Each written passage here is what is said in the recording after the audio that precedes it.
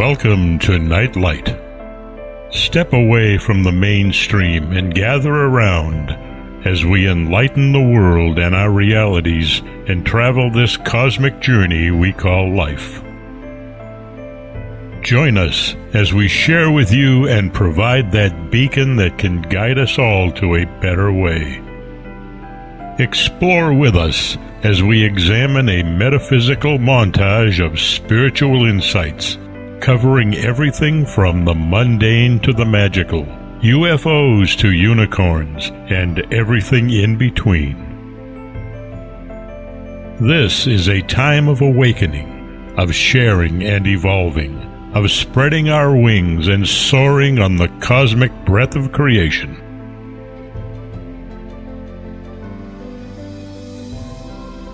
Come and join with other light-minded spirits as we weave our lights together to seek understanding, enlightenment, and, with a little luck, some wisdom. This is Nightlight, a reminder that you are never alone.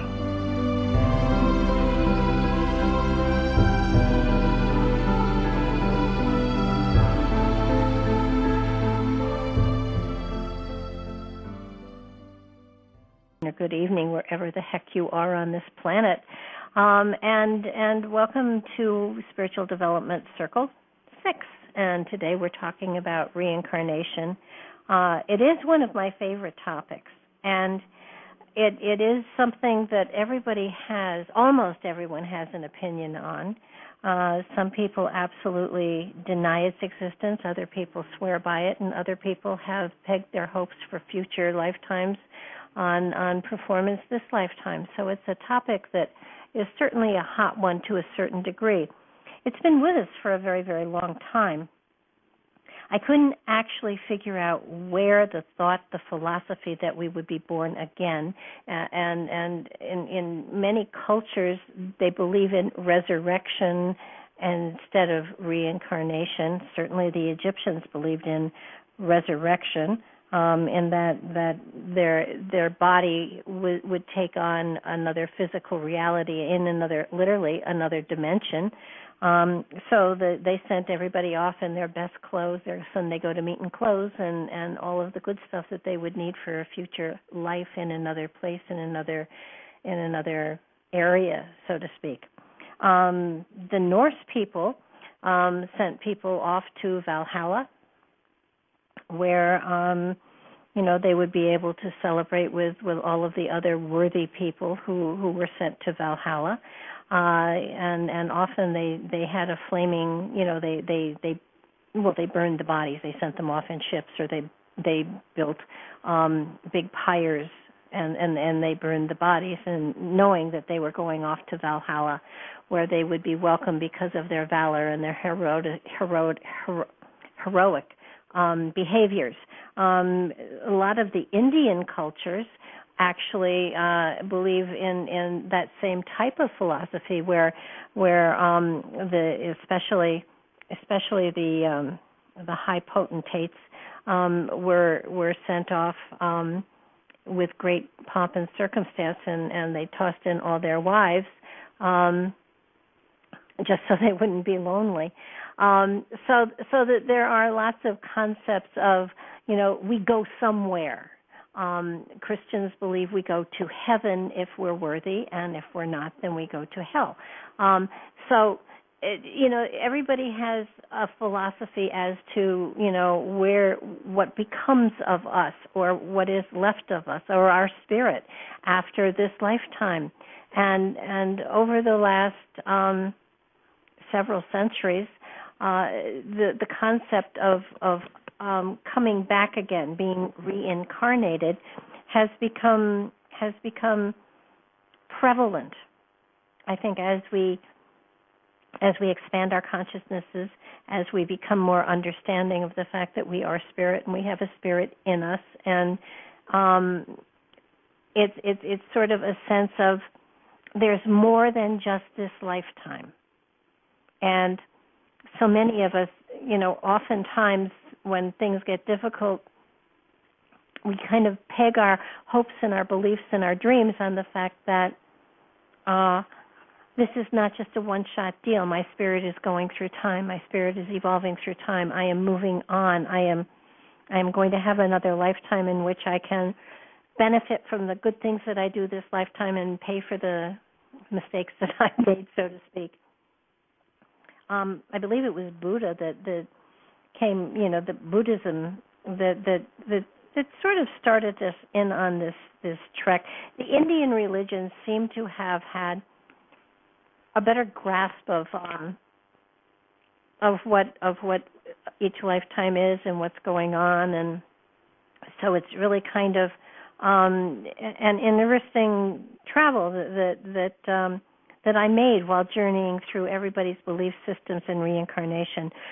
For me, one of the great awakenings was that while I would have thought that my belief system was linked into the spiritualistic church, spiritualist church, it turns out that my belief systems have a lot of theosophy and a little bit of a couple of other places. And I want everybody to realize and understand that whatever you believe as far as the journey of your spirit is appropriate and right for you. It is your truth.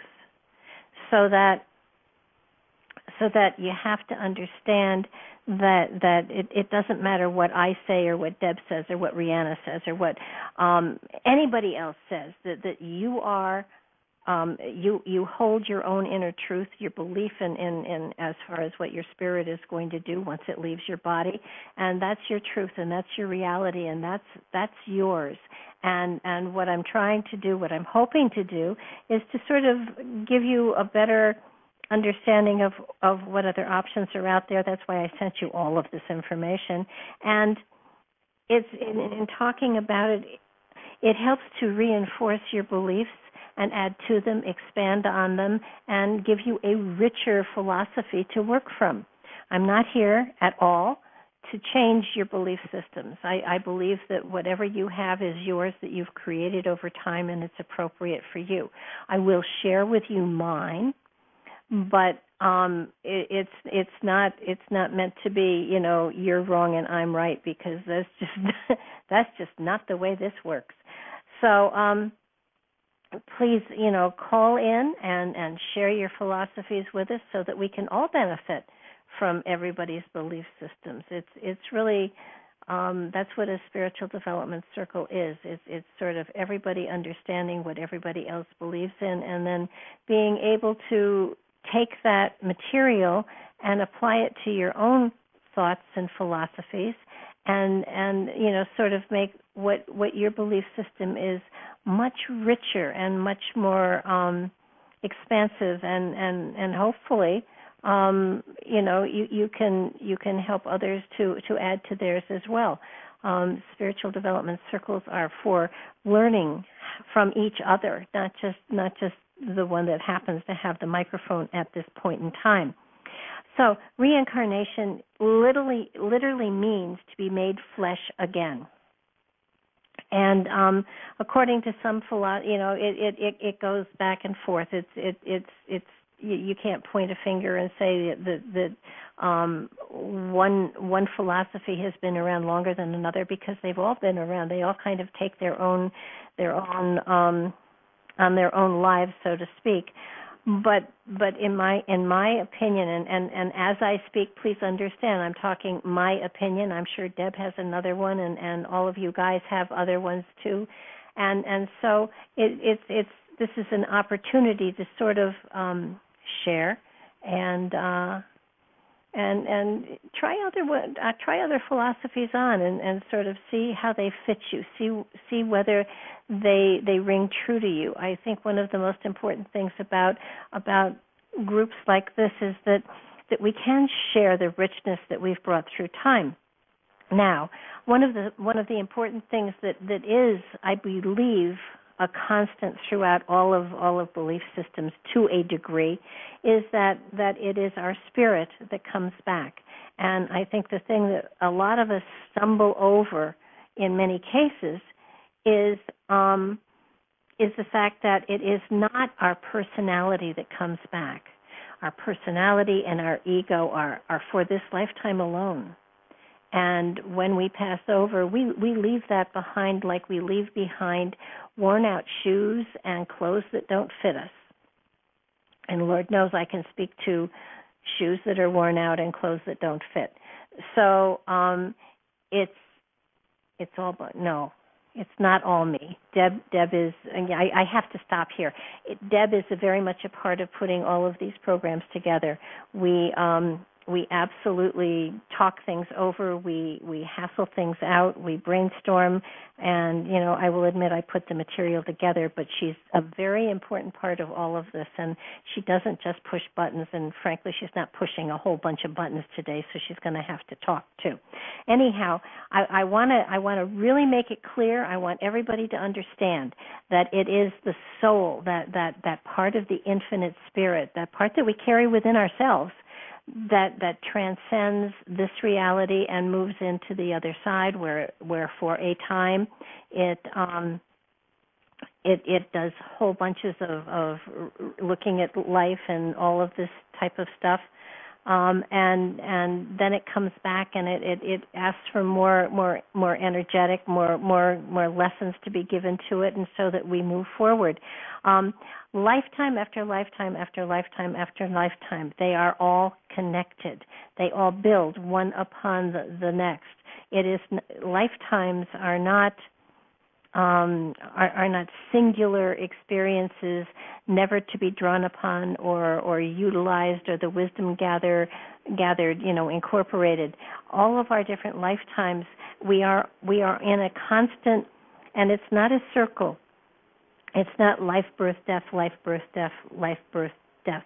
It is a spiral, and we are constantly moving upward on the spiral.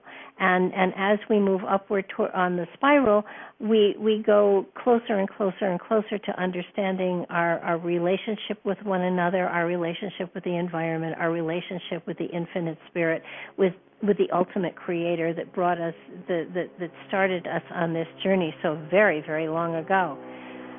And I will pause while the plane flies through my house. So that reincarnation is an important part of all of our realities, and we have in all of the, and we've had probably millions of past lives, and so it's really important that everybody recognize the fact that you've been everything, you've done everything, and hopefully by now done everything, from prostitutes to popes, from sinners to saints, and everything in between. So that it is really important that you understand you can only recognize things that you have been. You can only recognize things that you have experienced. You cannot resonate to or connect to experiences that you haven't had in one form or another in past lives. So that there are times when you see something or you hear something that you get a wrenching feeling inside your solar plexus. That's a memory. That's a memory that you've stored for maybe generations or maybe eons or maybe whatever. But it's resonating within you, and you can feel it, you can understand it, and you can resonate to it. And I try to equate it with what chocolate ice cream tastes like, and you know what vanilla ice cream tastes like, and you know what strawberry, you know what all the different ice creams taste like. But if somebody, suddenly said, I've got la ice cream here, do you want it?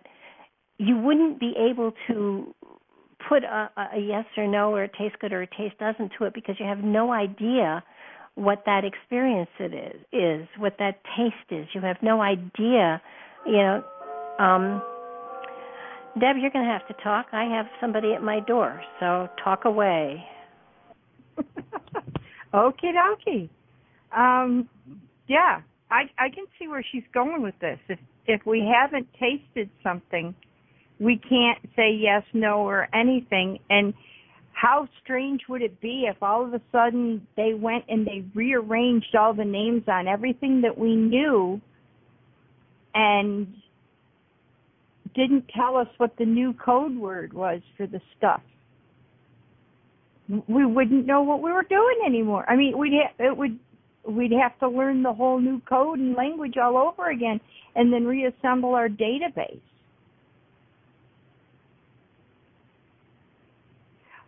Well, yeah, Rihanna, exactly. That's how we base our judgment on, is our knowledge base from where we've accumulated it, and we may not consciously think about where we accumulated it from.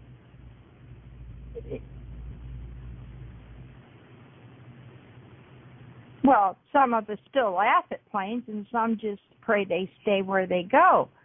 But yeah, but just think about it. Okay, now Barb brought up ice cream and whatever flavor Lala ice cream is.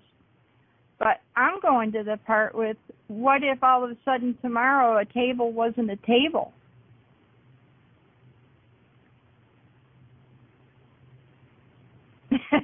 Anne would say yummy just because. Yeah, it's sort of, it's sorry about that.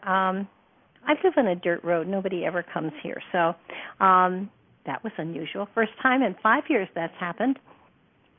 Wow, so, okay. Reincarnation. But don't you think that's true, though? Because you're saying it's based on our perceptions, and that's collective knowledge. And our collective knowledge isn't always this lifetime. It's, cellular memory, too. Absolutely. And somebody was here before we even started. Paul? Paul was here before we even started, and he had a very, very good question, suggestion, thought. I captured that. Do we want to read that?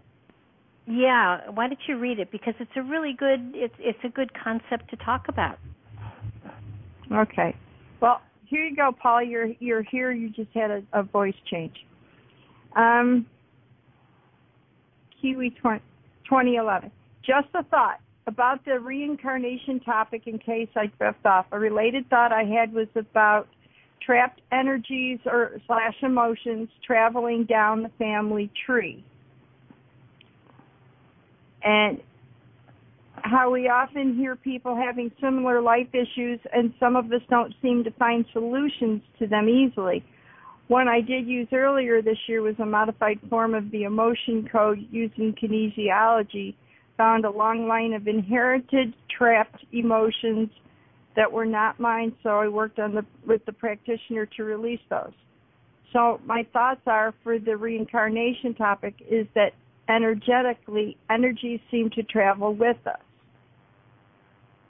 Yeah, and I think that he used the family tree thing, and I think there are two levels here. There is a genetic family tree and there is a spiritual family tree, and they aren't the same, but they do both add to our experiential our experience this lifetime, and they do add to those things that we are experiencing. The genetic tree will not have karma connected to it. The spiritual tree will. Genetic trees are... So do you think we have spiritual cells that travel with us? Just like genetic biology cells that make us up?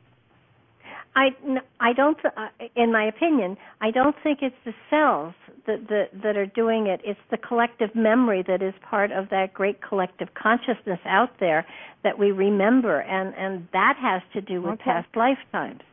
But right. If in successive lifetimes, or I think it's in successive lifetimes, he may have had that difficulty with dealing with an issue, and he said something about nine generations back. Yeah, they said furthest back was 9 generations. Someone else's grief was trapped in the tree. Okay, but he didn't specify whether it was a genetic tree or a spiritual tree or a spiritual lifetime. 9 generations back would be 9 lifetimes back. So, either way, I would say that absolutely, and I would go more to the reincarnation rather than a genetic tree, because 9 generations back, if my grandmother had labor pains or had a trauma that she held on to, and the memory of that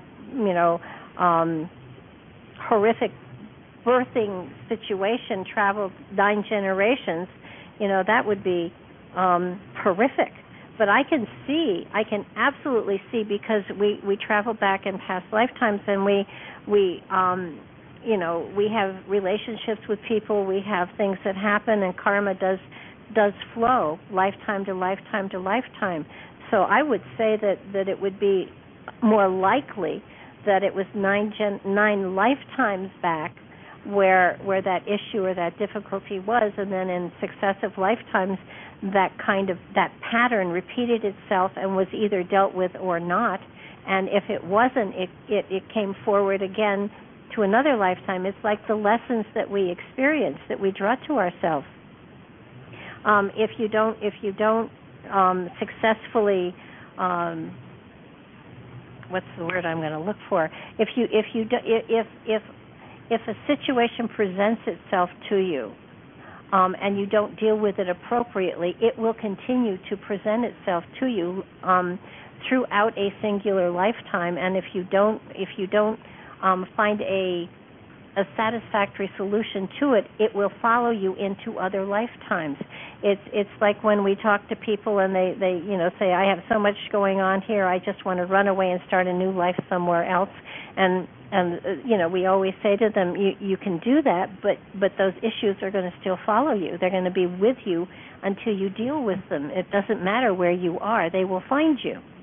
And the reality is, they don't have to go looking, because you take them with you. You pack them in your suitcase and you take them with you. Mm-hmm. So I think that's probably what happened, that he had a situation or a challenge that wasn't dealt appropriately with. And so it came into the next lifetime. He didn't do it then, so it came into the next lifetime. It didn't do it then. I mean, there have been moments in my life, this lifetime, probably within the last 10 years, that I've said, I'm done with karmic debt. You can just roll it over to the next lifetime. I'll never know what hit me there. And, it's sort of like, sometimes issues just keep presenting themselves, and no matter how many times you deal with them and how many different approaches you take, sometimes you just can't get it right. And so when that happens, it comes back to you another lifetime. That's all. And it's not a life or death thing, because your spirit doesn't know death. Your spirit just knows, okay, it's another approach, it's another chance to deal with this, it's another chance to transcend whatever issues were there and deal with something in a better, more appropriate, more spiritual way for the place that I am in evolution. But it's a really good point, because very often people will see situations, popping up in their life, and they just don't know why.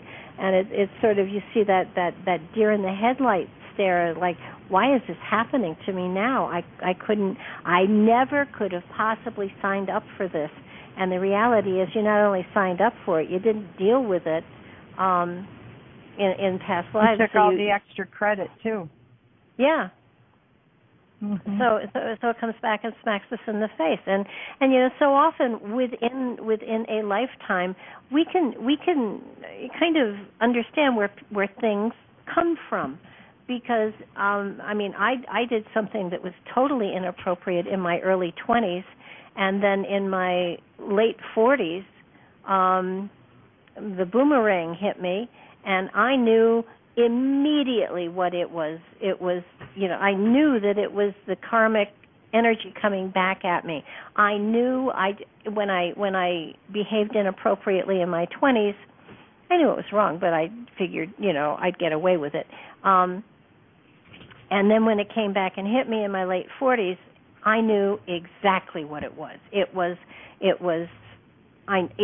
exactly what I had done in my 20s, but it was done to me. And let me tell you, that was one of the most massive lessons I think I have ever lived through. It cemented indelibly upon my spirit that no matter how clever you think you are, if you do something that is inappropriate to another person, it will come back and smack you. This life, next life, whenever. But whatever hurt you do to another person comes back at you. And it's horrible. It's definitely not a fun thing. And sometimes it will come back another lifetime. And, those are the tough ones. I mean, that I was able to pin it and say, oh, I know what this is. I know exactly where it comes from, and whoa, did it hurt? And oh my God, that I did that to another person just devastated me, on top of my being devastated too. But so sometimes when people have those circumstances hit them in another lifetime, no matter how, the cause and effect, the element of the law of polarity, the element of universal balance, it's there. And because it's universal, it means it doesn't necessarily mean it's going to hit you this lifetime, but it can. And when it does, you can sort of say, okay, that's coming back from that situation. I'm really glad I paid it back now, because I would hate to have it come back at me when I didn't know what it was. And sometimes there is no explanation for some of this crap that hits us.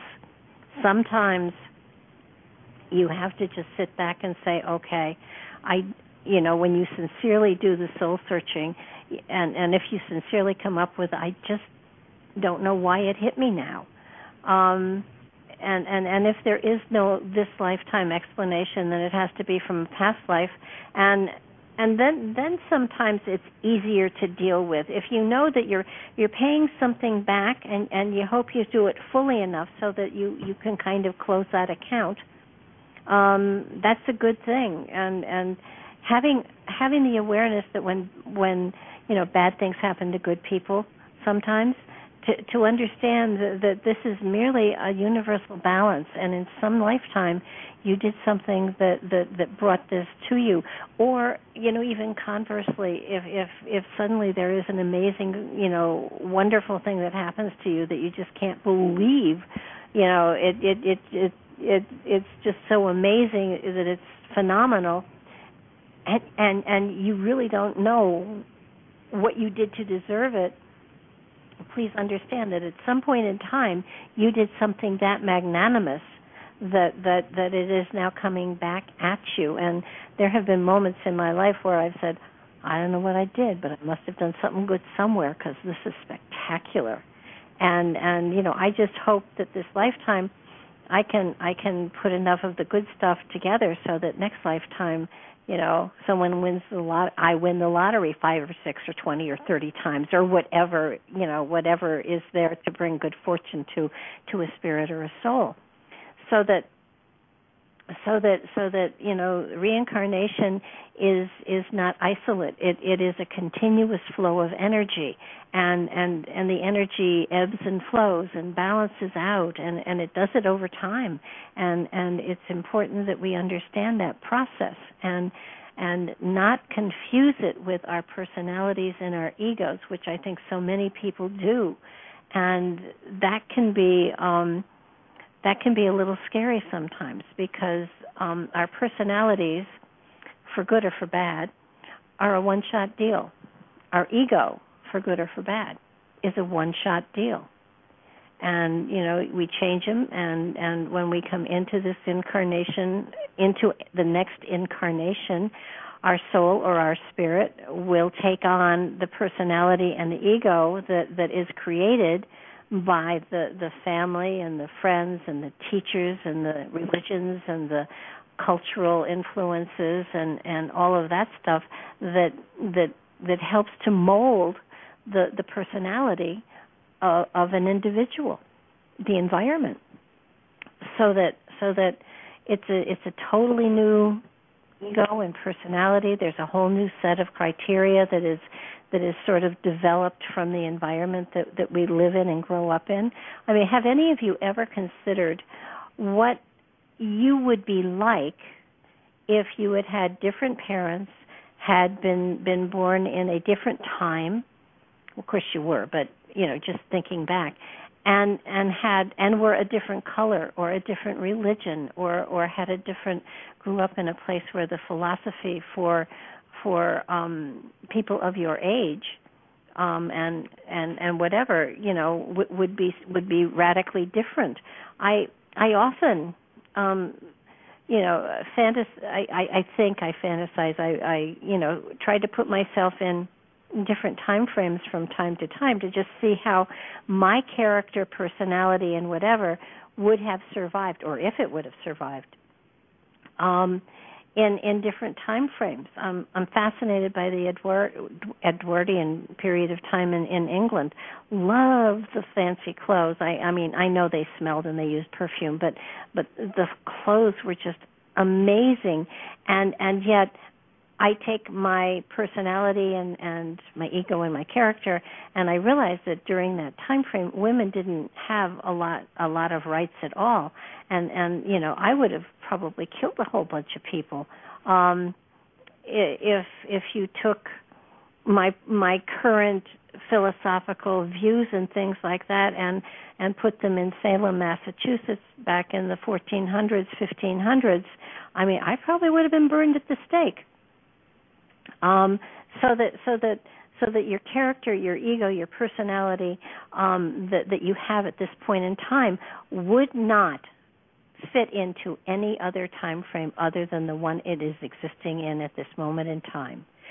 So when you think about, okay, when I pass away, it seems I would have been a suffragette for sure. My grandmother was one. But my grandmother couldn't vote, when she was younger, and to not be able to vote, to not be able to have a say in my own life, would have ticked the heck out of me. So that when you take a look at yourself and realize that you wouldn't fit into any other time frame. This is the only one that this personality and this ego, that's something, why didn't I say this last night? Because it makes a great deal of sense. Who you are right now would not fit into any other time frame other than the one it is existing in right now. And when you pass over to the other side, and when you are reincarnated here again, or if another planet or whatever, but let's just stick with the here and the now for now.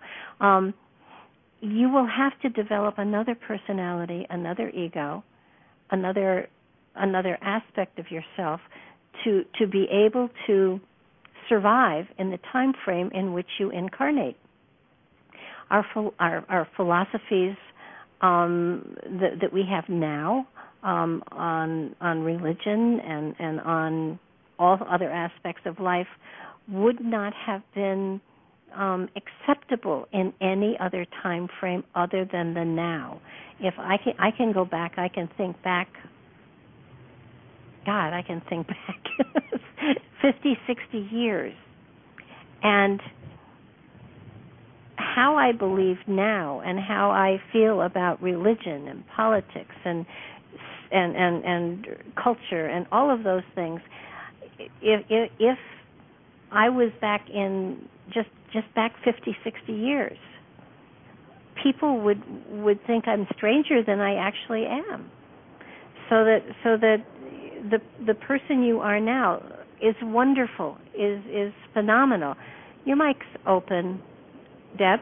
I know, but I hate walking all over you. But I got to thinking, what you're saying is wonderful, but yeah, I got to be the bad fairy here and say, so then what happens to those that, are the free thinkers that come into our time, that don't think, that don't fit, so that they start the new evolution? And part of it was you saying, the suffragette and your grandmother and how she couldn't control things.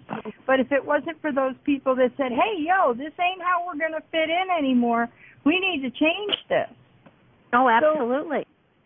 So absolutely. I mean, they don't fit. So that kind of throws part of that theory to the wind. Not really. I mean, it depends upon how active you want to be about it. And let's look at somebody like Jesus, who taught another philosophy. They killed him. He was, well, right, but then I guess what I'm saying, his thinking was not of that time. So he became the social, political, religious dissonant. Yeah, exactly. And you're absolutely right. But if you come too far, if you come into your time way too soon, you're shunned. If you come in like 50 years, 100 years out, chances are you can plant the seeds for new philosophy, and it does work. But don't, for heaven's sakes, don't be too much of an activist, because people will shun you, and in severe cases kill you. The people that let's not go to Salem, because Salem was. Well, I was just thinking, like, people like some that are kind of like, let's say, safe to say, we had Galileo, we had Newton, I'm saying these kind of people that thought beyond what was presented. Well, wait, and they got in quite a bit of hot water for it. Well, let's look at Leonardo da Vinci. I mean, he had things, he had, his drawings and his stuff, thank God he was a great artist, because, people valued him for that.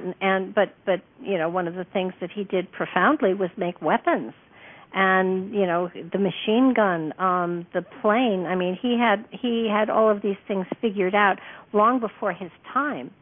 But, But he wrote all of his notebooks. He wrote in mirror writing, because some of his thoughts were a little bit ahead of their time, and so he was fearful of sharing them. Yes, I mean, and rightfully so. Rightfully sure. So. He was in a lot of trouble. A lot. Well, let's look at Nostradamus and his quatrains.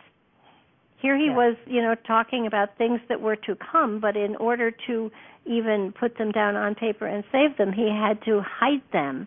Now, it would have been nice if he had, been a little more explicit about a lot of his stuff, but he was ahead of his time.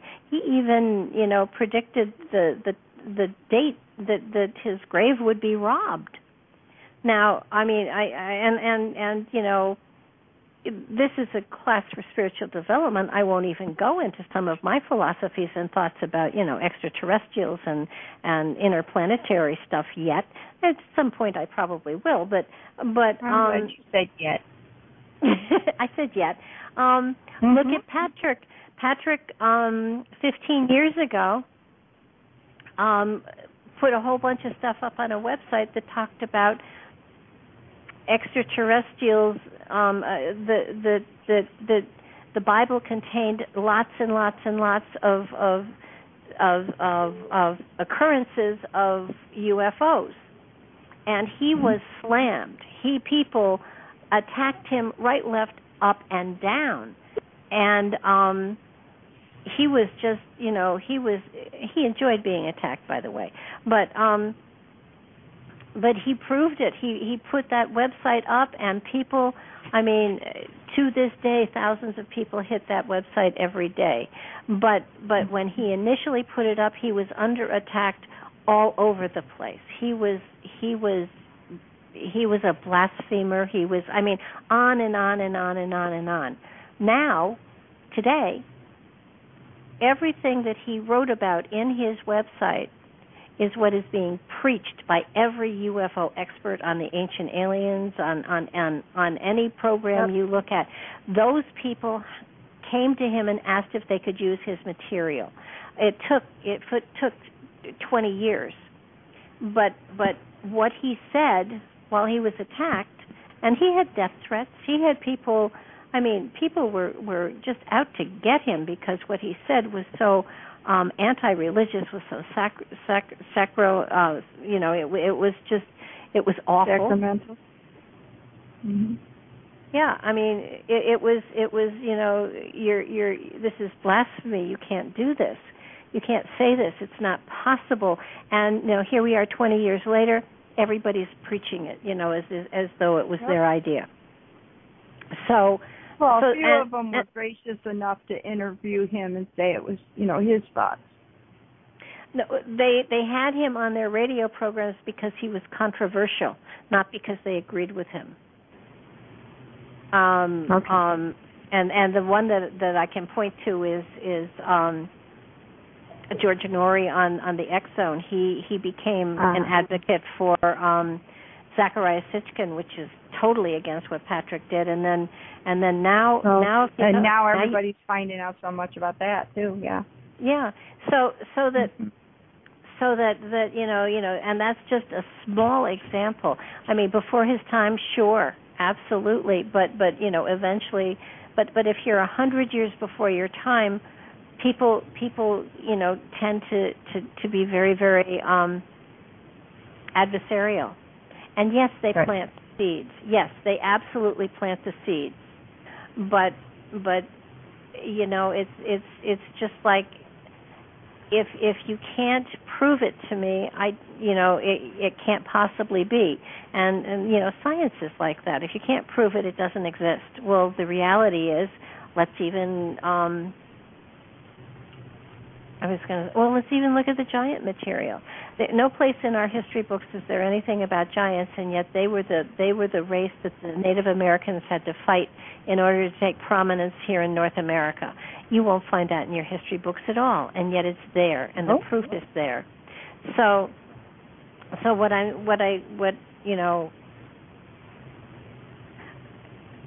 did we get here?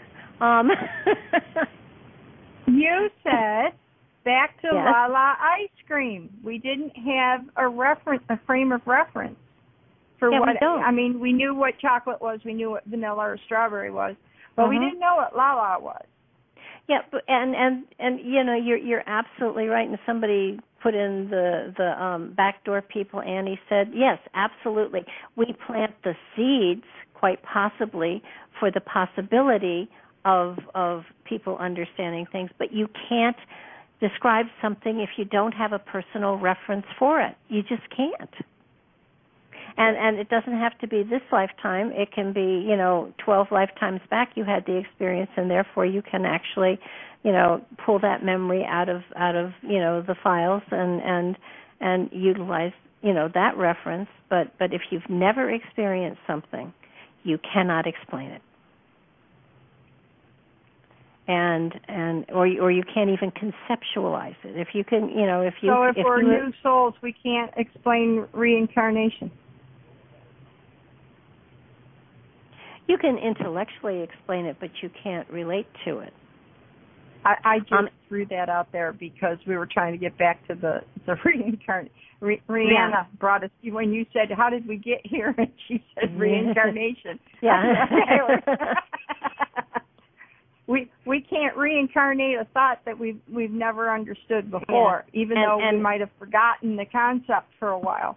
But right, and you're absolutely right. Christians do not believe in reincarnation, and in the Bible it does state that Jesus was the God of the Old Testament. So you're absolutely right there. However, if the Christian church now you got to understand the church is a corporate structure. The church was put together. It's a business entity.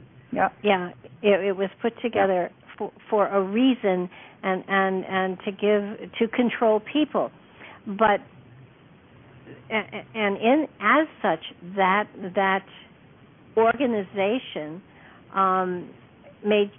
there are references to reincarnation in the Bible, but they're very few and far between. And the one you stated is actually that he was the God of the Old Testament.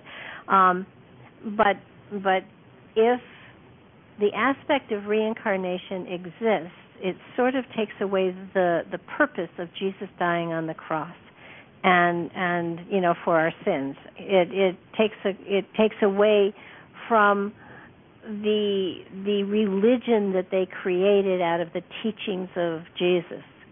If you reincarnate, then you don't have to have someone paying for your sins. You're going to do it yourself. So what's the point of Jesus? And, I do believe that he existed, that he was a real person here on the planet, and that he had a philosophy of love, and he taught that love, and he demonstrated it, and he worked miracles. I'll believe all of that. But I don't. I know that they say he died on the cross, but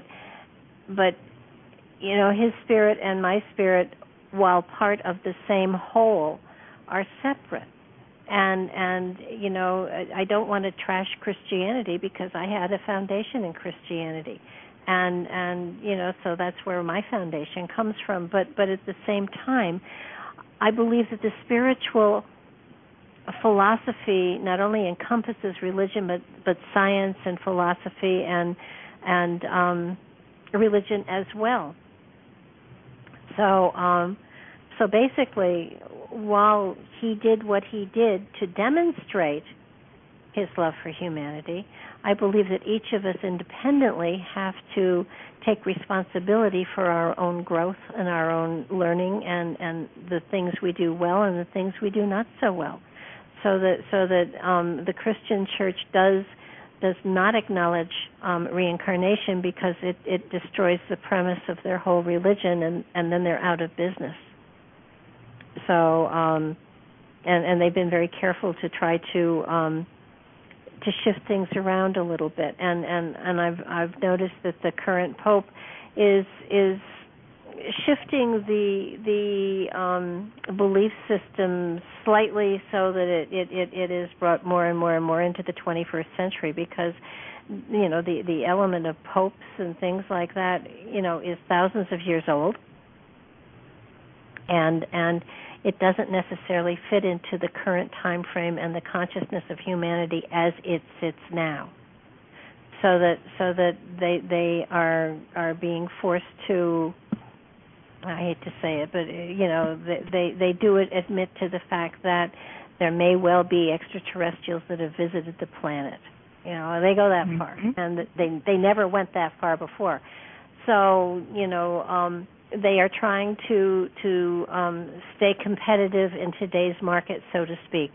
Happily, a true spiritual person, is in charge of their own destiny, is in charge of their own, dealings with and balancing their own scale on good and bad and things like that. So that reincarnation is a wonderful way for us to add to and to control to a certain degree the ebb and the flow of the circumstances that come that we are that we have to deal with each lifetime, and it's not that we I don't want people to think that we sit at a table with a reincarnation counselor and say, oh, well, I want to be really, really rich this time, and I want to only have to have one marriage, and I want it to be perfect and magical, and we'll never have financial difficulties, and we'll have a big boat and lots of big cars, and we'll have 2 children, and they'll be perfect, and they will end up, heads of huge corporations. We don't do that. It would be nice if we could, but don't you think we would all do that if that was the case? We sit. I don't know that we sit at a table with a reincarnation counselor. That's just my, trivial way of putting it out there. What I do believe happens is when we get ready to reincarnate, that we basically have an idea as to those aspects of our spirit that we want to work on.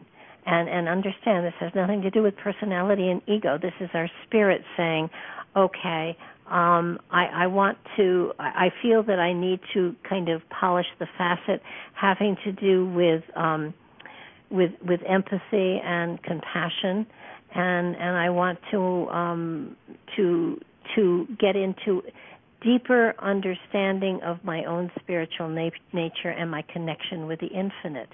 I want to understand the human element better, so that I can flow in greater harmony with the human element that is on the planet at this particular point in time.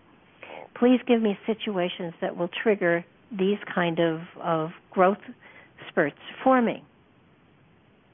You can't choose the lesson. You can't choose the lesson itself. You can choose what the result hopefully will be, but you can't choose the lesson. None of us can. I know that this lifetime I've had challenges that have been kind of constant in certain areas of my life, so that quite probably those challenges or the strengths that I gather from them or the insight that I gather from them in some way helps my soul to evolve for the next couple of lifetimes and stuff like that. There's no way for us to specifically really know what we're here for on an intellectual, ego-based consciousness level. I know that professionally speaking, I have been a teacher all of my life. I feel that since retirement, I have continued teaching, but in a different way. But I have come to understand also that the only way that I can teach is by my own personal experience, and that means that I have to be a student and then become the teacher. And it is basically my understanding of the process that enables me to kind of sit here and sometimes go in circles with you, but basically putting all of us in the same boat, but in different seats, and understanding that every lifetime you take another seat, every lifetime you have different perception as to the situations you go through, and every lifetime there are things that feel familiar and things that feel absolutely new. And for those of us, it feels like I've taught before. So I feel that this may be something that I've done in past lifetimes. But there's no way of knowing until, of course, I get to a place where I have access to a greater consciousness, and I can look back and say, that's how that fits. That's how that puzzle piece fits in here. That's how it all kind of comes together. And so it's kind of like having aha moments all over the place. I think all of us do, and all of us, suddenly recognize an affinity with something that has been a past life experience and something that is going to add to us this lifetime. And I hear you. Kat is commenting on what I'm saying, and it's sort of like, the more we become aware, the more sensitive we become to ourselves and our reality, and that's the important thing. That's one of the crucial things. The more we understand that sensitivity to ourselves first enables us to be more sensitive to our own reality as well. Hey, we got a question. Hi, Queen. How are you doing today? I'm awesome. How are you? Awesome as well. What's up? Well, I was thinking about a lot of things listening, but I'm just going to put forth the people who come forward and have these incredible gifts in many areas. You were speaking about being a teacher, but people who know how to play an instrument, or who are like Leonardo da Vinci, or who incredibly know about astronomy. They just know it. Clearly, they either are coming in from another lifetime, or this is the aspect that the Creatress chose to come in with. And I just wanted you to address that even more than a little bit I'm putting out there. Oh, sure, I'd be happy to. You're talking about these masters, and certainly Leonardo da Vinci was one. I think that Mozart was another one. There are lots of singers, and there are lots of musicians. You're right, and artists, and people who have a technological gift that is just beyond.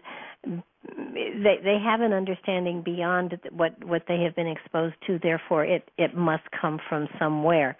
and that usually does come from a past lifetime. It's something that they have mastered in a past lifetime, and that they bring that technology, the memory of that ability into this lifetime. And in that case, the veil that excuse me, the veil that separates them, our consciousness from past lives, is very. Excuse my clock. It's just going to play for a little while, and then it will go silent again. That's a past life experience that has not been erased or has not been put behind the veil. That's a past life experience that they bring with total awareness, and they move and they grow with it and expand with it. There are a really good example of this is, damn, that plays long, doesn't it?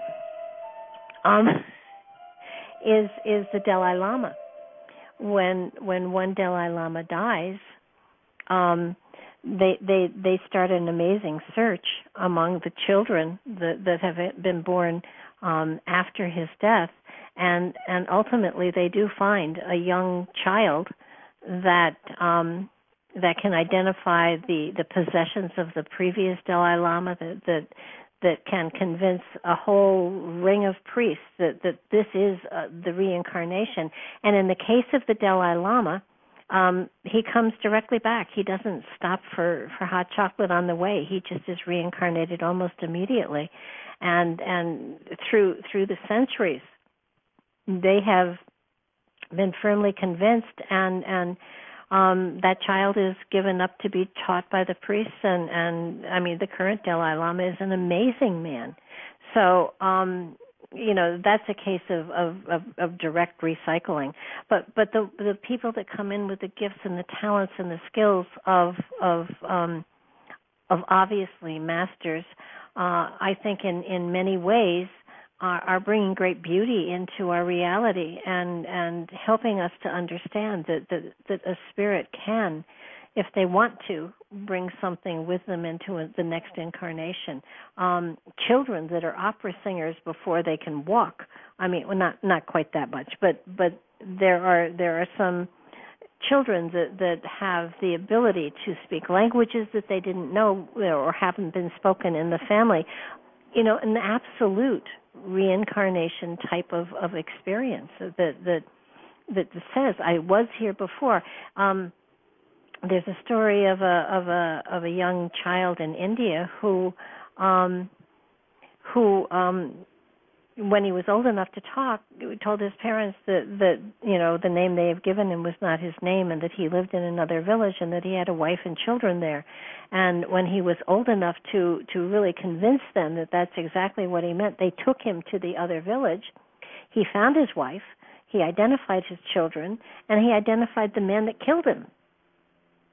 So reincarnation has had some really surprising, absolute occurrences of validity, but bringing an artistic talent forward in time is something that people have seen and acknowledged, but they haven't really said, this is a past life. They've just said that this is a child that is extremely talented or gifted. They don't go into the reincarnation part of it, but that is a part of it. There's a little girl that paints with sand. I mean, come on, it's the most amazing thing I've ever seen. Again, a gift or a talent, a skill that has come forward in time. I do believe that when you hit a level of mastery in a lifetime, that if you choose to take that mastery with you into the next lifetime, you can choose to do that. And I think it is something that they chose to do. So, yes. Now, I also said that, or implied or whatever, that we are definitely all part of the Creatress, and therefore, truly, we have the ability at some point, some moments, some lifetimes, some expressions, to express greater gifts each one of us. And is it reincarnation, or is it just the expression of the Creatress in her many different forms? Because we are all that. We are all that. And it's interesting, the paradox of the possibilities, because we come from one beginning, and we are an expression of that. We are the children, the reflection of that one beginning. Mm-hmm. And if the DNA is, what does DNA stand for anyway? If the DNA is, do you know what it stands for by chance? I can't give you, I can tell you what it is, but I can't tell you what DNA stands for. I'd be interested to know that in this moment. But if the DNA is truly from that one source, then it's all in our genes and our genius, and we have the capacity to tap into it, to go in and out of that veil, such as is called reincarnation, such as is called removing the veil, such as is called tapping into the source. Because even though one may not come in with the gift of being able to sing, let's say put into a trance-like state, might be able to not might be, can, into a fabulous singer, could bring forth Whitney Houston, could channel Whitney Houston in a moment in time. And I have used the word reincarnation. I am an advocate of reincarnation, but I'm also a advocate of the possibilities of what I'm saying. In terms of, while I was listening, I was thinking, you were talking about people coming in and being before their time.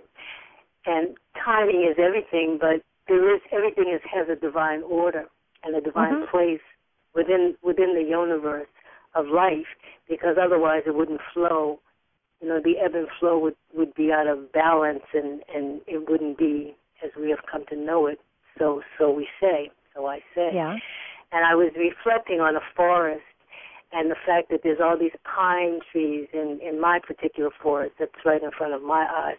But every now and then, every now and then another tree appears. I was laying outside the other day and I saw all this green, natural green, and I looked down and there was like a misted, these leaves, which I don't even know what they were. I saw these two purple leaves amidst all this green, and I'm like, okay, where did you come from and how did you turn purple? And this was like out of the ordinary, out of the norm, out of, standing out in the crowd, not being what would be expected in this particular time. I was like in awe of this. But this was the nature, this was Mother Nature, the Creatress, this was life showing another aspect, another side of her face, saying, it doesn't have to always be that way. Here I am. Here's a glimpse. Now, do you want to see more? I'll go out there today and see what else she will show me. So that's just some food for thought that's running through my mind. Well, good, a lot of material. As far as, certain things are required in order to be Whitney Houston, vocal cords. So, yes, you could probably channel her energy, but not necessarily her talent. I have vocal cords. You have vocal cords. She had vocal cords. I don't believe that either you nor I would be able to bring forth the same sound. Keyword, believe. Yes, okay. Keyword. Yes. If you don't believe it, you're not going to have it. If you don't know it's possible, it's not even coming, so don't even waste your time. So that's key. That's key. Oh, absolutely. Going into and I specifically said trance state. I'm going to Edgar Casey, for example, I don't know that he was channeling Whitney Houston per se, or anything of that vibration, but people who go into what we know as a trance state bring back information. When they are awake, they don't have a clue what they were talking about, but believing, the difference between believing and knowing is the key. And the children coming in, you must be as a child to enter into the kingdom of heaven. We have all of these blocks that limit. We have all these limitations that we have chosen to accept, which limit our capacity to do many things. And this going back to being our mother, our source, is unlimited. And thinking umbilical cord, DNA, genes, that running through us, the capacity of us is much vaster than we express in many, many different arenas. And even in terms of being a human, a person, in any time and space, the possibility of wanting to be part of the herd instead of the leader has often caused people to limit their expressions of their divinity, so that there's only been a few. These are just thoughts that are running through my mind, but that word believe opposed to I believe it's possible. Rather, I know it's possible.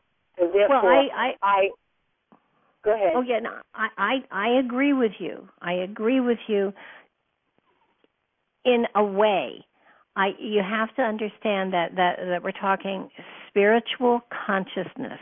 We're not talking physicality. We're talking spiritual consciousness awareness, and that especially in the case of a singer, you have to have the instrument that would blend with the conscious application of that information that you're bringing forth. So that there is a sense you can energetically and spiritually connect to other people, and certainly on the other side, you can also reach into your own experiential warehouse that you have and draw forth the awareness and the understanding and the essence of a gift, a talent, a skill, something that was mastered, and manifest it within your reality. Absolutely, but you are limited only in what the instrument that you are using is capable of. We are, as a spirit, energetically capable of anything as a spirit. But you have to, please understand that spirit is traveling in a vehicle at this moment in time, and that vehicle does have limitations. Now some of the limitations certainly are our own belief system, but some of them are a physical reality as well. And so this physical body requires fuel, requires lots of things that hold it, that anchor it into this reality. Now, as far as the talents and the gifts, certainly spirit can work through the fingers and the toes and the consciousness and vocal cords, and manifest within this reality. It can bring memories of gifts and understanding of things, and certainly the aspect of the of having knowledge and being able to do things, whether it is with science, whether it is with a memory of healing herbs and things like that. Edgar Casey often brought through cures and things like that were very applicable and still in use today. But he brought them from people or grandfathers, or he brought them from his own past experience and transferred them into this reality. But and you get that with like Beethoven and some of the other musical masters that have, I think, their talent, their gifts have come back into this lifetime from past lifetimes. They knew how to hold the instrument. They knew how to make it sing. And that knowledge and that understanding and that, surrendering to it, especially with children, you surrender to it because nobody's told you can't, so that you haven't been taught that you can't do this. That's so important, that to know that you can. And even in terms of, I use the word trance. I'm going to put the word possession, to be in possession, to have that, since we are all linked, we agree, we're all linked together, and spirit has the capacity to be all places at all times. I'm going to kind of put in parentheses, like, it seems like I've heard stories of the Dalai Lama or some people from that culture and other cultures as well. They say, well, he was here, and 1,000 miles away they saw him over there. To be able to, it might be teleport, might be the word, but for sure appear in many places in the same, can't think of the word that I'm thinking of, but in the same appearance, hologram, in the same appearance, the same type of physical appearance of that. But to be able to, because I'm still going to stick with the singing, I'm still going to stick with Whitney Houston. If I were in front of some of my young children and even older ones who were open to be as a child, to be in my environment, that they could channel her, they could link with that, being that they were 250 pounds and even had something wrong with their voice, perhaps, something that they spoke in a deep tone, but to be able to transfer that energy, to be able to have that essence of Whitney Houston be within them. Now, as I said, reincarnation is something I have been speaking about. You see, nature shows you life is a continual process, and it never stops. But the many forms of it, how it comes. Life is as unlimited as there are each one of us, as there are each leaf on a tree, as there is each grain of sand on the beach. Each one is unique unto itself. So the possibilities are, they're limitless, and that's all I'm saying here. Well, yeah, and I think what you're not reincarnating her through you. You are channeling that energy, that talent, that gift. And you're right, there is a universal consciousness, and you can bring that energy forward and that talent and that gift. But that's not reincarnation. That's taking your own energy, going back and gathering a talent or a gift and sharing it. That's different. That's not reincarnation. Reincarnation would be, the spirit coming through a newborn baby and that baby having the gifts and the talents. That would be reincarnating with the gifts and the talents and the skills. And musicians, we've found that absolutely. We found absolutely too that you mentioned trance state, that someone taken into a trance state, stutterers won't stutter any longer. That there are people that can't talk in their conscious reality, but if you take them into a trance state or hypnosis state, they are able to talk and share. So that that's something different than reincarnation. That's removing the physical consciousness so that the spiritual consciousness is able to speak and is able to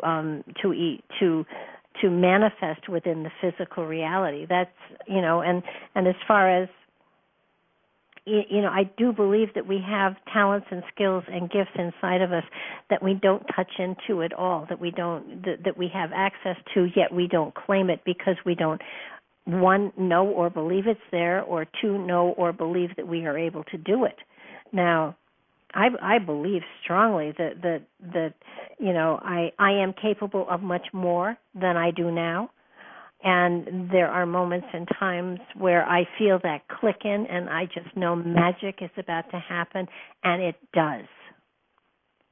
It's a matter of being able to do that on demand whenever we want to, but see, the thing is, most people today are so anchored in their physical reality that they're thinking physical reality. They're not thinking the spiritual aspects and how those spiritual gifts can be manifested within reality to not only enrich ourselves in a spiritual fashion, and that spiritual fashion then probably most likely does transcend into a monetary gain of some sort.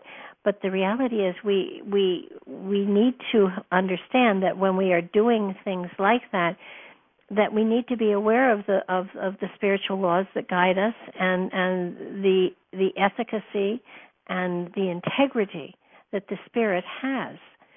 The spirit really isn't focusing on when it incarnates. It is not focusing on gathering material toys and material riches. It's focusing on gathering experiences that will help it to become stronger and more of a light organism than it is now.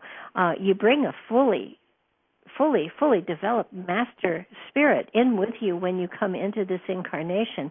It has access to all of the wonders that you have gathered through time and from the time of creation, and we are absolutely all connected. There is no doubt about that at all.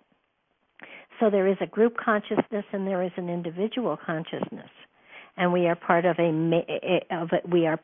totality, and as part of it, this universe would not be complete if you weren't here or if I wasn't here.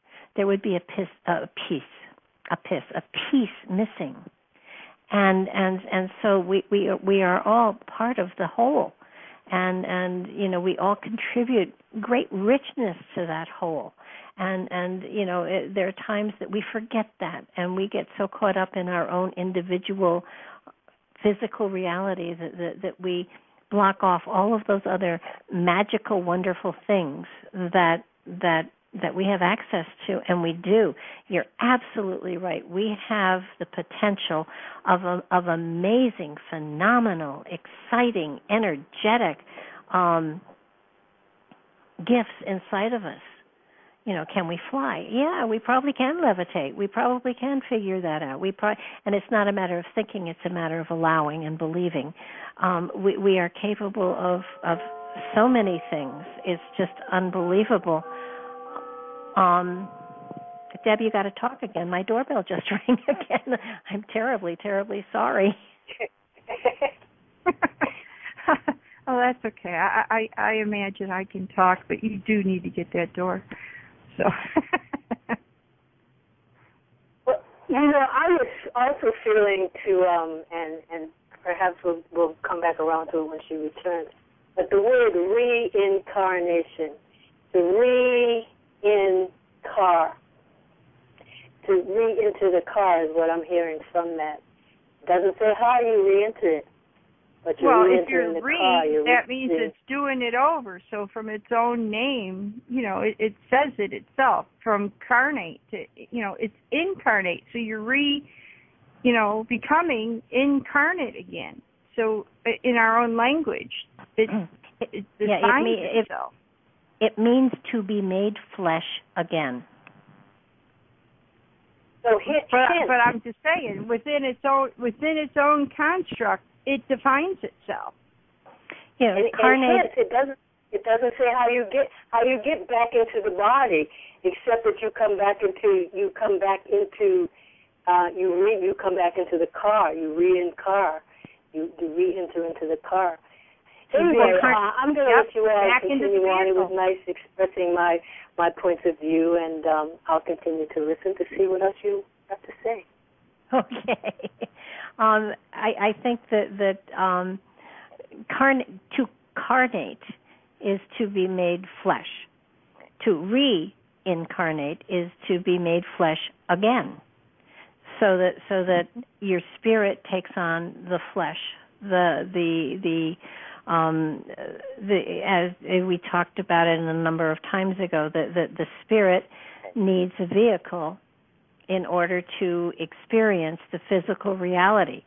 So the spirit has to take form. It has to be, our spirits are etheric. Our spirits are formless. They are just, I like to see them as bubbles almost, but you can't see a spirit. Well, you can if you have the training for it and stuff like that, or if you have the gift for it. But your spirit, the spirit is the part of you that is a part of the infinite is not. You can't see it. You can't taste it. You can't touch it. It's formless, and it's not even like a mist. It is invisible. It is a concentration of energy, and it's an energy that has no form, and it has no. It's like, oh gosh, it's nothing. It looks like nothingness, but it is a consciousness, and that consciousness, it's kind of like you can't necessarily see a thought, but it's there. So that the spirit is an etheric essence. It's an essence. That's better. And so, in order to experience the physical reality and the lessons and challenges that can come up in a physical reality, the spirit takes physical form, and it creates that form. And if you look at your hands long enough, you can see the energy emanating from you.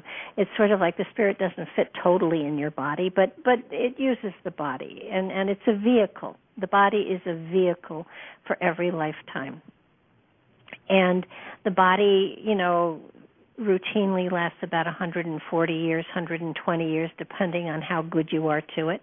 It's like a car. It lasts just so long, and then you need to get another car. A body lasts just so long, and then you've gathered whatever material from that lifetime, and you move on, and you wait for a while to assimilate the knowledge, the wisdom, the experiences. You apply them to your own spiritual energy, to enhance it, to expand it, to make it richer and greater. And if you want to learn more, your spirit has to have some sort of a physical experience. Now, let me just step a little bit beyond that. The earth plane is one form of physical reality and experience.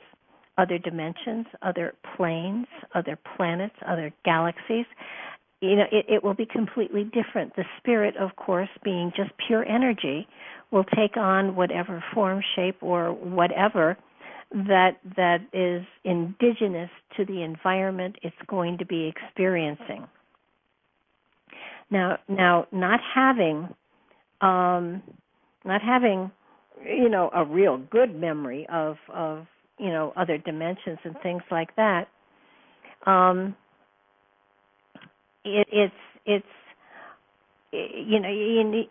form in another reality easily could be something that would be totally foreign to us. Deb's, she brought a table out the last time.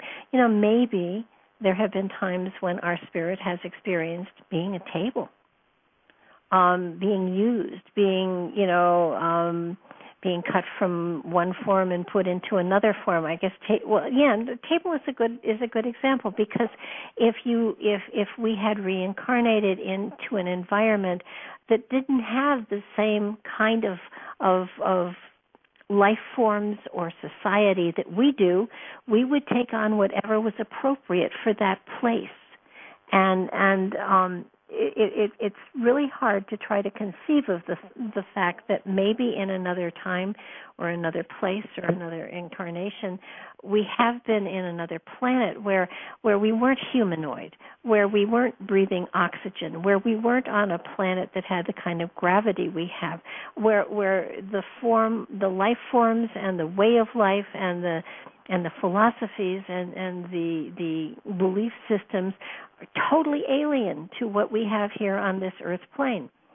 I believe that's why we have so many lifetimes on the earth plane. We have memories of just this lifetime because that's all we have a physical frame of reference for. But I do believe sometimes in our dreams we get glimpses of other dimensions, of other lifetimes where we were in other forms. But please understand that the physical form that we now inhabit is not always the form that our spirit has been in. We perceive of everything from our own frame of reference, which is a speck of, it's just this planet. And our spirit is eternal. Our spirit has been here our spirit has been in existence before the beginning of Earth time.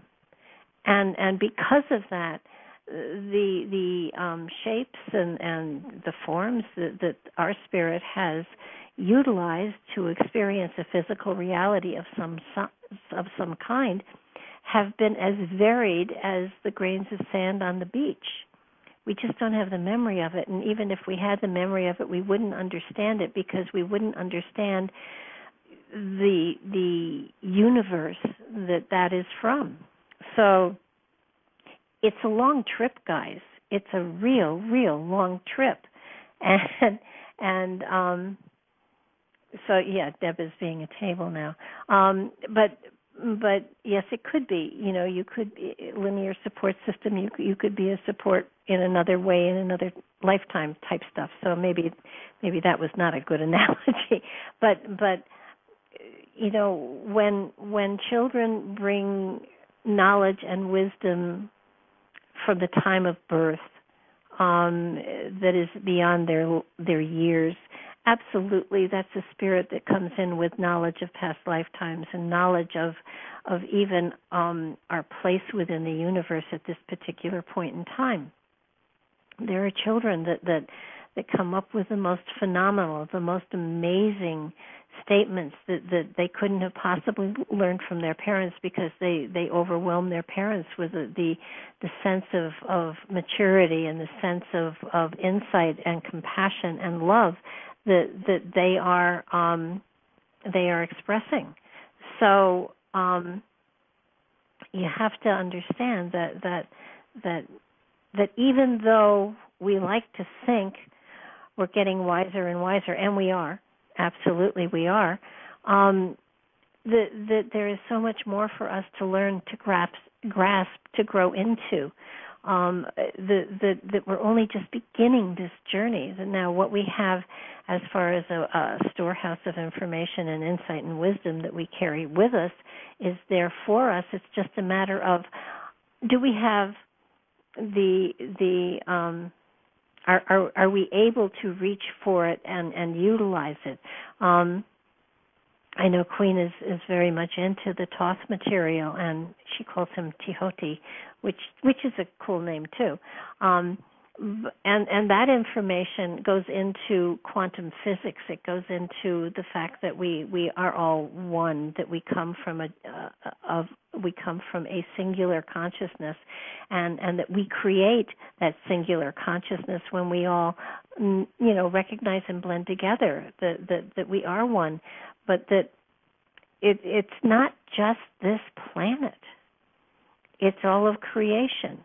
So we're a very small part, and the story of Horton Hears the Who comes up to me over and over and over again, and it's a matter of, are you the elephant or are you the who? And for those of you that aren't Dr. Seuss advocates like I am, this elephant was about to pick a flower or stampede it, and there was a speck of dust on that flower, and that speck of dust was a world, and it was the world of the Who, and they had to all get together to shout at Horton so that he didn't discard their world. And you know, we are on that speck of dust. We are only a small part of an amazing and a vast universe and consciousness. And you know, just coming to terms with our own personal lives, our own personal family situations, our own country, our own world is what we're growing towards, and hopefully we're going to come across it sometime.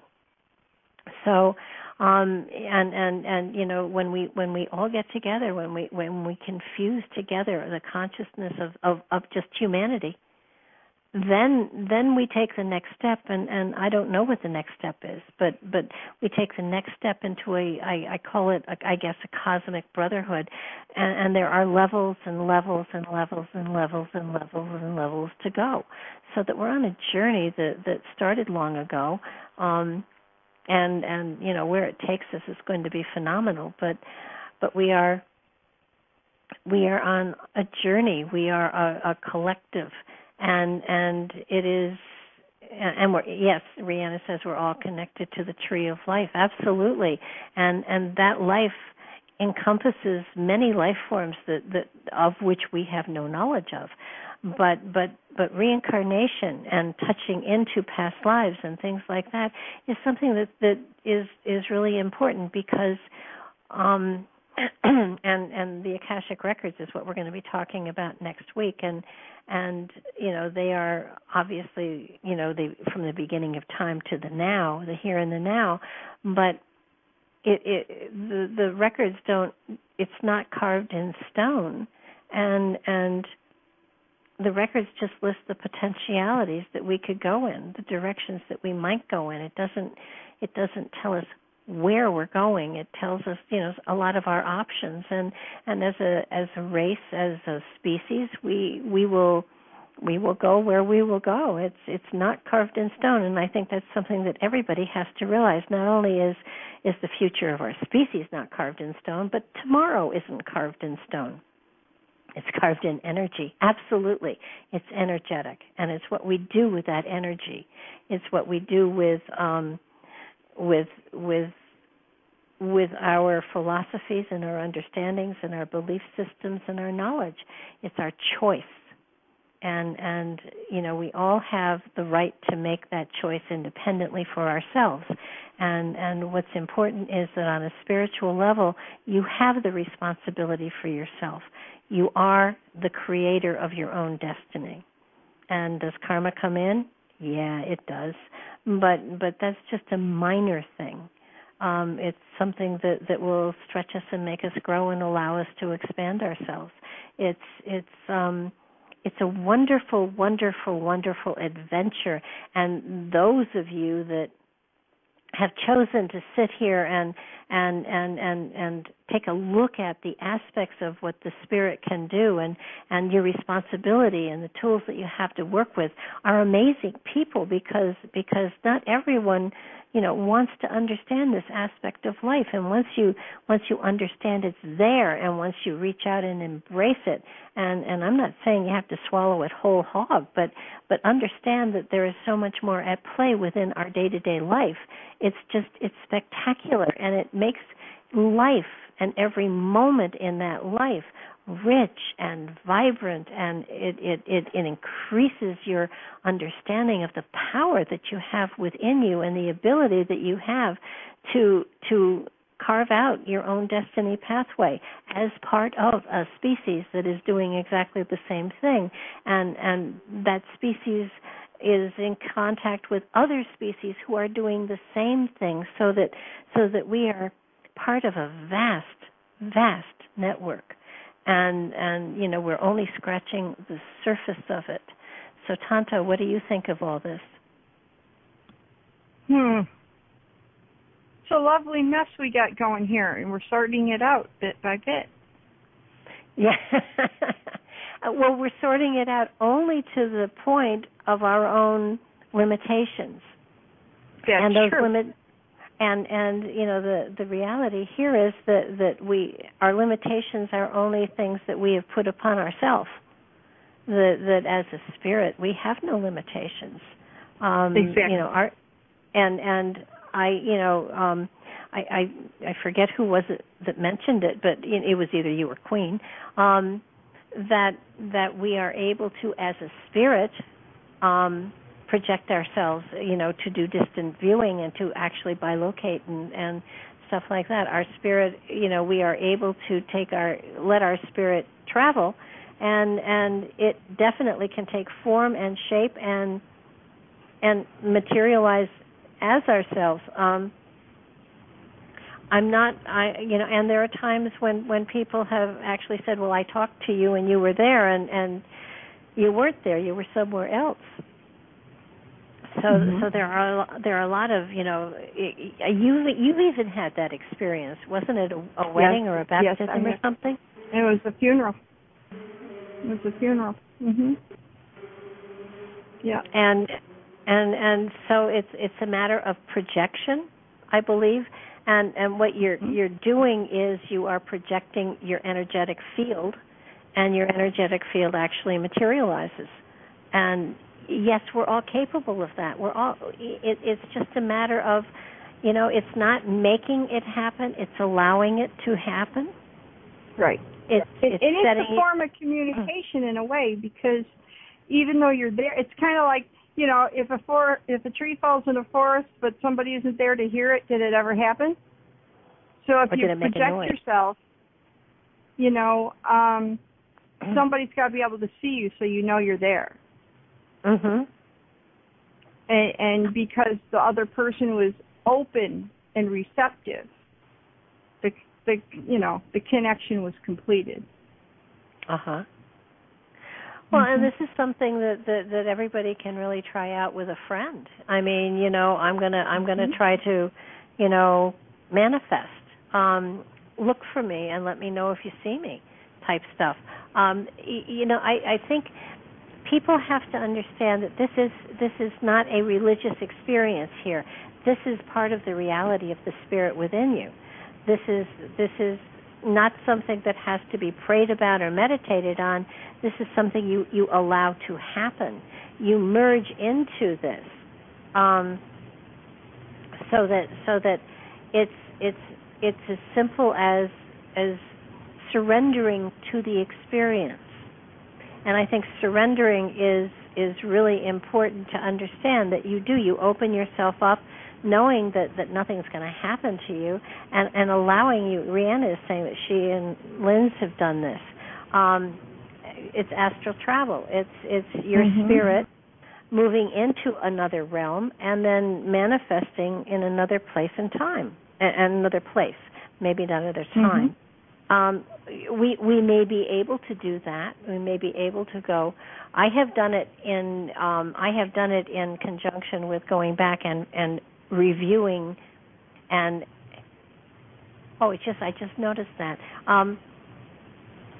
I have put myself back in situations, and to review what transpired, and in essence, you are reviewing a situation, and it's an amazing experience, because you really can feel and be in the moment. And time is something that you know, someone has said a number of times.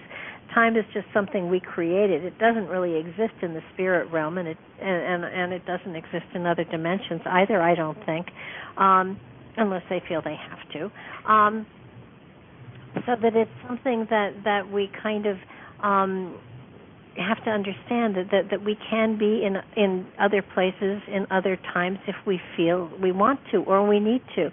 And sometimes it's sort of like, you know, people that in extreme situations have been able to lift great weights and things like that. A man, you know, was trapped under a car, and somebody came around and just lifted the car off of them, and they just weren't able to do that normally. They didn't have that kind of power at their beck and call in their physical reality and total consciousness. So it's something that we have the capacity for. It's a matter of believing and knowing, embracing and allowing, not making. Because if you're trying to make something happen, you're too much in your physical and you're not able to have it happen. When I do the work that I do, I just surrender to it. I don't try to make myself be psychic or clairvoyant or a medium. I just surrender to it and I allow it to happen. And, basically I tell my ego to go out to lunch, and it does. Happily, it doesn't use my credit card. But so it's a matter of allowing. It's a matter of just knowing that this is going to be all right and it's going to work. I want to get back to the children that bring artistic talent forward, and I do believe that is definitely reincarnation. It means the spirit that they bring into this lifetime wasn't done with its creation, with its sharing of talent and beauty and richness and spiritual energy. It means that spirit doesn't necessarily have a memory of the past lifetime. It just it comes through with a knowingness that it has that talent and that gift and utilizing it. And that's a wonderful gift. And all of us have that kind of talent and gift. We bring those talents and gifts with us into every lifetime. Whether or not we access them or open to them is a whole other ball of wax. I'd love to think that one of the things that I have often wished for, wanted to do, whatever, is to play the piano. And a long time ago I had lessons, and for maybe 2 or 3 months or something like that. It was not extensive. I love the sound of the piano. I would love to be able to play it. And I haven't, and this is something that I tell people, if you really feel that strongly, then take lessons. Then, get a keyboard and take lessons. Go for it. I haven't done that. So the yearning this lifetime isn't strong enough to push me in that direction. Yet I love to paint, and I paint, and I have paints, and I have painted, and I probably will do it again. And I think that we are guided by what is appropriate for this lifetime. And certainly what is appropriate for us in gathering our lessons and gathering the things we need to gather. We don't come into a lifetime all of us do not come into a lifetime in order to be a master of anything, or what I guess what I'm trying to say is few people chart to come into a lifetime to be a master teacher who can walk on water and who can levitate and things like that. Our spirit comes into this particular reality in order to learn, to grow, to experience lessons. And yes, there are people that have come in with exceptional gifts, and they've used them, and they've become known for them, and that was charted. That was something that was written for that spirit, for that individual, for that lifetime. If we utilized everything that was available to us, it would infer that we really didn't need the lifetime, that we were here to either be an example and teach, or our ego got away from us and all hell broke loose. Because if you had total access to everything that you carry, all of the talents, all of the gifts, all of the strengths, all of the magic that is within you, there's no real purpose for the lifetime, because you're not experiencing the lessons and the struggles that the physical individual would experience.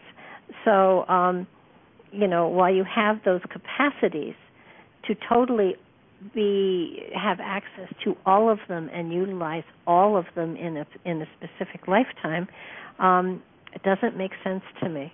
Does it to you, Deb? No, No, the only part that I can think of is if and this is just my terminology, a grandmaster came back to, it was because they had no one else that could be the catalyst for such a and I'm going to say like a momentous occurrence. It wouldn't just be like one person's, lessons or transformations. It would have to be, in my mind, this is my opinion, it would have to be something like, a whole world or a whole nation or something huge for them to do that. Otherwise, I think if you've got all your parts in your places, then, there's no need to come here because this is the school world. Yeah, and, Christ did come. I mean, he did have access to all of that. And, and he planted here is an example. He planted the seed, and it's taken 2,000 years for some of the messages to get across. He did not come to be made a god, to be worshipped, to create a religion. That wasn't his purpose at all. His purpose was to get us to love one another and share and be compassionate, and so quite possibly somebody coming with I don't think that would happen again, because the human spirit doesn't seem to do well with that kind of experience. So that having a skill or two, a talent or two, and being able to really utilize it excessively and beautifully, that absolutely. But total awareness, I think I agree with you. I don't think there's a purpose to it, unless we all get that total awareness and are able to utilize it for the betterment of the species. And I don't know that we are ready to do something like that as a species. It's an interesting. Perhaps that's why they suggest that, he'll come again. When the species itself is ready to evolve. Yeah, and I don't think we're there yet. I think we got a ways to go.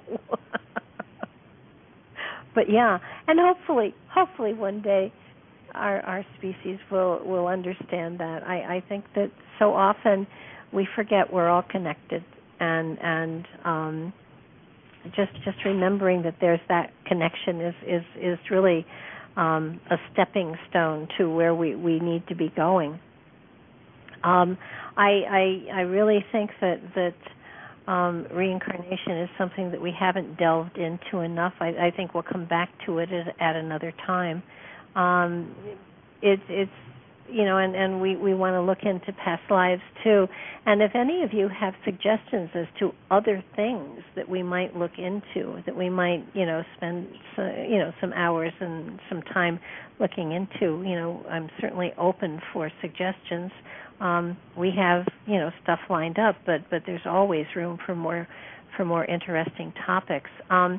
Reincarnation is something that is reasonably new to a lot of people, and I think that many people struggle with the understanding that we do chart the lessons that we are exposed to.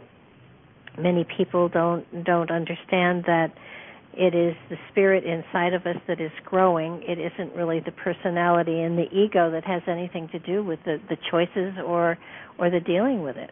So that it's a matter of everybody understanding a little bit more deeply about the purpose of reincarnation, and it is the soul that reincarnates, not the personality, not the individual, not the identity of you right now. Barbara DeLong is not going to be here again. My spirit probably will be, but not me as a person, not this personality, not this ego. This is it for this personality and ego, and my next life I could easily be a Chinese man or an Indian, or I could be lots of things. that my spirit will determine that when it gets to the other side. But the other side is not just a great big celestial rest home. It's a place where we take the information we've gathered and we incorporate it into our whole. We've expanded our own understanding and awareness and sensitivity from the human standpoint into the spiritual aspects that we are. And the more we work on taking those lessons that we've learned and just embracing them and making them part of ourselves, then we look around and we share information, and we probably have spirit circles up there as spirits and talk about what we learned and how we learned it and what was of great value and what issues and what aspects that we want to stretch into again. And when we get to that point, then we're at a place where reincarnation is something that we need to do, because there are no lessons on the other side. There is only understanding. There is warmth. There is love, and that's where we see the need. I could be better. I could stretch myself further. I could facet myself even more so that the light within me shines more brightly, and I could come closer to the understanding that I am seeking. See, none of us are ever perfect, because if we were perfect, we wouldn't be here. None of us have attained that level of consciousness that enables us to be detached and yet here. So that there's a lot that we all still have to learn, and we still have to grow into and embrace. We experience judgment. We experience judging ourselves and judging other people. Not appropriate, because everybody's perfect for this lifetime. They're exactly the way they're supposed to be. They're not supposed to be changed. I'm here doing my thing. Deb's here doing her thing. All of you are gathering and taking in whatever it is you're hearing, and you're in some way incorporating it into yourself to either accept or not, to either expand your own reality or not. It's all the way it's supposed to be, and we charted this. And this is something that, and I'm pretty sure that in my sitting down and saying this is what I want to do, I didn't say that at this particular point in my life I want to be on the radio talking to people about spiritual aspects. I truly believe that there was another definition for the purpose of my life, and this is just a part of it. This is how it works out. But again, I want to reemphasize, and I'm going to continue to do this over and over and over again. We are a spirit on a human journey. The essence of who we are is not a personality or an ego. It is a spirit. It is an eternal spirit, a part of the Creator, a part of creation. And we are using these experiences that we are going through, these psychological, these physiological, these growth spurts that we are experiencing, is making us a richer spirit in essence. None of us will ever know, ever in this incarnation, why we are here, the real purpose of this lifetime. Lots of us every now and then think, well, I'm here to do this and, to help people do this or whatever. And the real purpose of your spirit here has nothing to do with the physical understanding of your reality. It has to do with the spiritual essence that you bring into this reality and what that spiritual essence experiences. So that my purpose here may be just to smile at someone and change their day. I mean, just because I have a spiritual focus on my life doesn't mean that I'm anywhere near perfect, for God's sakes.